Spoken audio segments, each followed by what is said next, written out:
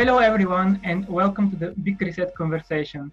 For 4 days in 4 major tracks, we're discussing and exploring innovation opportunities for Bulgaria and the region. That said, one of our main topics is the future development of our country's IT industry. Therefore, today we have invited a guest with great experience and contribution in this field, Ivaylo Slavov.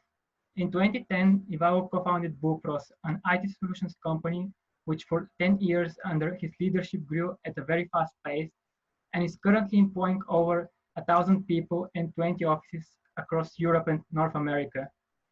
Besides being CEO of a quickly growing tech organization, Ivaylo is participating in several other projects. In January this year, he became a founding member of the Business Council of Growing Europe, an initiative that aims to promote Central and Eastern Europe as an attractive investment destination. He's also a board member at the Bulgarian Association for Innovation, Business Excellence, Services and Technology. In short, IBEST. So, Ivaylo, you're in an excellent position to closely observe what's happening in the local IT industry. From your perspective, how is the coronavirus crisis actually affecting the technology sector in Bulgaria? In recent years, the industry has seen double-digit growth. Do you have a forecast for the post-pandemic market? Yes, hello everybody. Thank you for the introduction and to the short presentation about the activities. I would say that IT industry, as every other business, is affected by the coronavirus. And if somebody say that it's not affected, then it will be interesting to listen to him and to understand how he's not affected by the virus. We have a global economic recession / depression. We will see what is the real impact. And therefore, we have slower down some of the processes. One of the main activity in the last years was the digital transformation of companies or the digitalization. We are all part of this fourth industry revolution, and especially the IT industry is a main driver of that. This means that especially in the sectors which are mainly affected by the crisis, by the coronavirus, like transportation, like touristic, like aviation, and so on and so forth, hospitality is one of others, there strong impact also in the projects which was driving the digital transformation. I would say we have slowed down in all the sectors, and this is affecting all the companies in the technology industry in different way and also in different power. The good news about technology is that the process of the digital transformation is not reversible. Means that we're moving forward, and this means that some of the projects are just postponed but not stopped. And therefore, we have to see now within the next months how this will evolve and how this develops, and to see what we have to respond and how we have to respond to this challenge. Do you see the current situation more of an obstacle or an opportunity for the IT sector in Bulgaria, and maybe also for BULPROS in particular? This is for me personally the third or the fourth big crisis that I'm in. Since starting working means that now I have more experience to talk about best practices and experience. I would say that, in my opinion, crisis was always opportunity. This means that what we are working now on is really to think where the future areas will be, where we can have a new opportunities, and where we can push in order to get out stronger out of the crisis than it was before. However, it is challenging. I mean, it is challenging, and we have to see how to formulate this opportunity and how to push for this opportunity, because in many areas, like the communication, collaboration, workspace, office management, all these things, we are facing completely new environment. And now we have to check how to deal with this new environment towards all the use cases, which luckily are part of our portfolio. And this could be one of the opportunities that we have, for example, because we have a strong collaboration business, which was started to grow now in the crisis much more than before. And all these things we have to face now, and we are working really day and night on that to find what is our strategy and what are the next activities and the concrete tasks that we have to perform in order to get the crisis opportunity. Can you elaborate a bit on your current strategy for dealing with the situation? I think as most of the companies, the first thing was to cut all necessary costs. This was the first reaction, because you don't know how long it will take. And for all of us, it's the first time in life to be in such type of crisis, because this pandemic crisis is not something which happens very often. It's, at least in most of our lives, in our generation, is the first time. We don't know what is real war. We don't know. These extreme situations are completely unpopular to us. We know what is financial crisis. We know what is stock exchange crisis. We know what is oil price crisis. We know those things, but nobody was aware what is the pandemic crisis about. Therefore, first thing we made was to stop costs and to put all the unnecessary investments on hold. Everything what was nice to have was stopped, and we came just to the must. The second thing was, and for sure, we in a very competitive market in terms of candidate gaps and leakage, because in our IT industry, there's a really talent war since many years. The second thing was to make the necessary steps towards our employees in order to make sure that we can secure them for ourselves for a longer while, and to find the right measures how to deal with that. For example, in 48 hours, we put everybody to work from home. And we are, as an organization of 1,000+ people, you can imagine that it was a question mark. Do we can manage this? Because we are usually working remote, but it was remote work from the office to the office in the States, to the office in Germany. And all kind of infrastructure, environment, and everything was kind of managed better. Then everybody is home and working from there. And luckily, I would say, our IT guys are extremely good, and I'm extremely thankful to them. Luckily, I was able in 48 hours to move everybody to home without losing that much of productivity.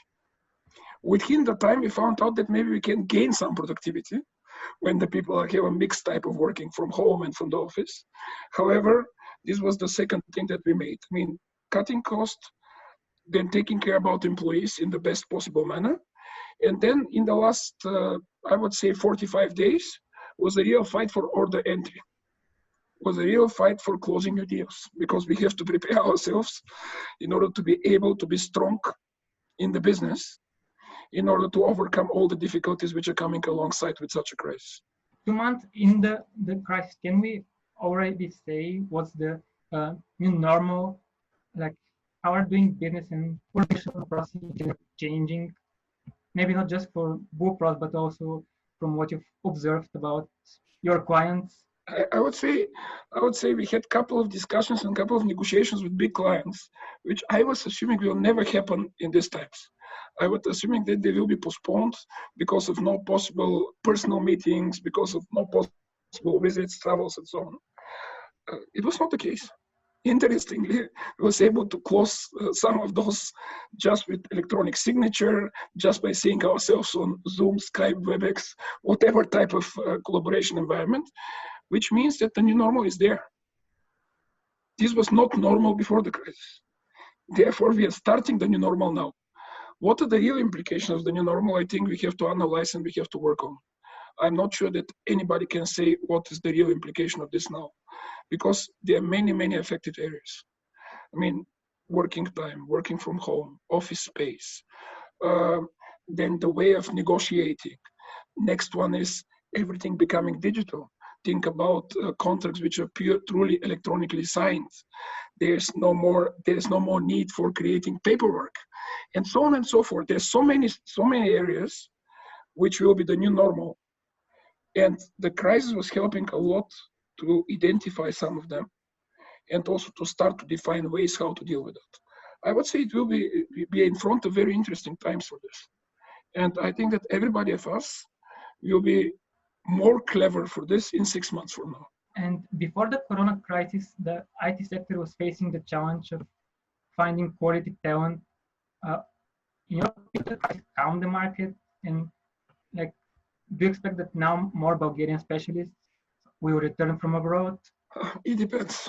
I mean, I think that we are doing many things to bring the people back to Bulgaria in the last years. I mean, there are many initiatives, every one of the companies, but also the associations that I'm belonging for. IBEST, for example, where I'm a member of the board, has a program for that. In the AmCham, we are doing certain things. In all the friends and all the people, colleagues and partners, everybody is trying to help to do something in that direction. However, my theory is still the same.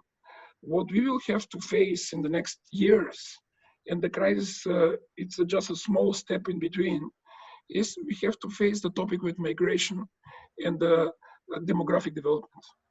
Because the problem of our country is that we are getting lower and lower, we have a lower and lower population from year to year. And we have to face this, this challenge. I mean, because I would say that the good news about the IT industries, it will be one of the industries which will recover first. And it will recover first because this is part of the usual programs of development. We are just one of the motors of this development and one of the motors of this progress, which is the good side for us. On the other hand side, without a clear good migration strategy, not only including returning Bulgarians back to the country, but also putting good conditions for migration of people of countries with a similar cultural fit and so on and so forth, I think we will be not able to cover the topic with the talent war.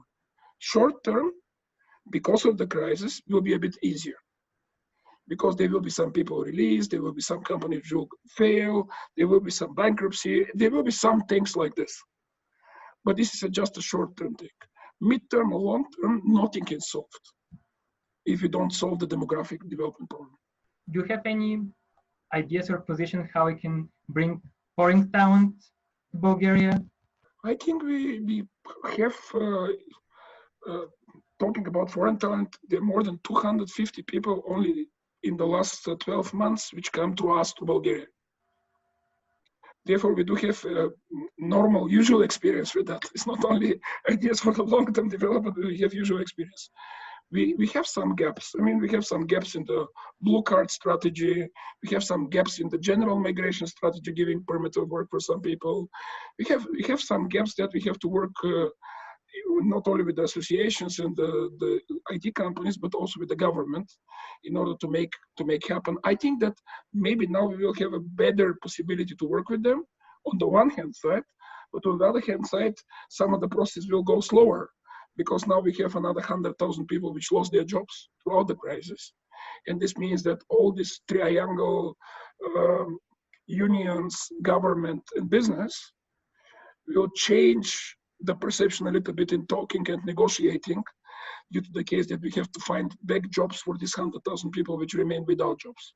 Doesn't matter they're coming from the technology or IT industry, but we have a general perception and we have a perception of the particular industry. Therefore, we will have to work in our industry more to make the conditions easiest to bring the people back. Talking about evolutions, crises have often boosted innovation in one way or another. Has BULPROS' portfolio of services changed somehow in the past few months? The good and bad news about crisis. Bad news about crisis is that the utilization of your resources is getting lower because some projects are postponed. It means that you can earn a little bit less money. Good news about this is that we have a free talent to develop. And we as a company has both. We have products, we have services, and on top of it, we have repeatable solutions, which are something in between products and services. And what we did in the last 2-3 months, and what we will do at least in the next quarter as well, is we boost all kinds of R&D investment. It means we use this potential which came out of this unutilized force, and we just put this potential truly in the product development. Means that we just launched the recent days a new version, a new release, and new next generation of our cybersecurity products. We are coming with the new collaboration products on the market in the coming days, and so on and so forth. We have many, many announcements in front of us on the product front because we was able to boost a little bit the product development towards the services utilization of some of our engineers, programmers, and other people. One maybe final question. As an IBES member, your company is helping the government with the digitalization of critical systems, such as electronic healthcare. In your opinion, can the crisis unite public and private resources and result in a better positioning of Bulgaria on the world map?